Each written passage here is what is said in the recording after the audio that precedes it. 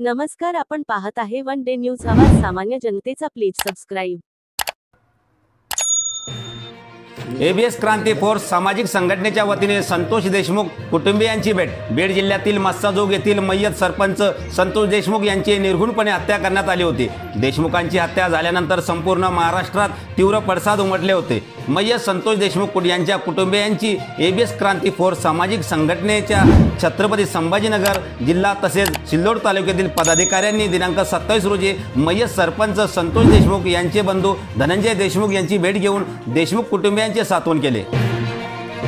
यावेळी एबीएस क्रांती फोर्स सामाजिक संघटनेच्या वतीने घडलेल्या घटनेबद्दल शोक व्यक्त करीत जाहीर निषेध करण्यात आला असून महाराष्ट्र सरकारने फरार आरोपींना तात्काळ अटक करून देशमुख कुटुंबियांना न्याय देण्याची मागणी करण्यात आली.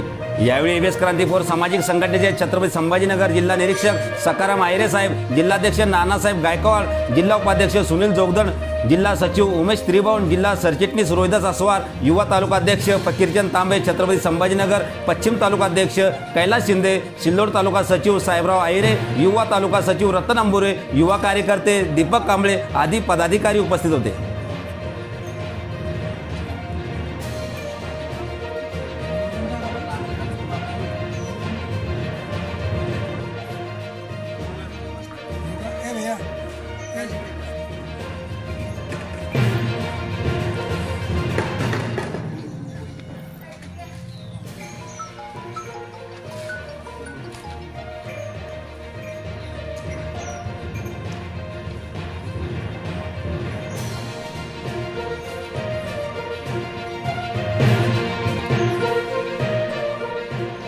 आपल्या परिसरातील ताज्या घडामोडी पाहण्यासाठी, अन्याय अत्याचाराला वाचा फोडण्यासाठी वन डे न्यूजला सबस्क्राईब करा व जास्तीत जास्त शेअर करा.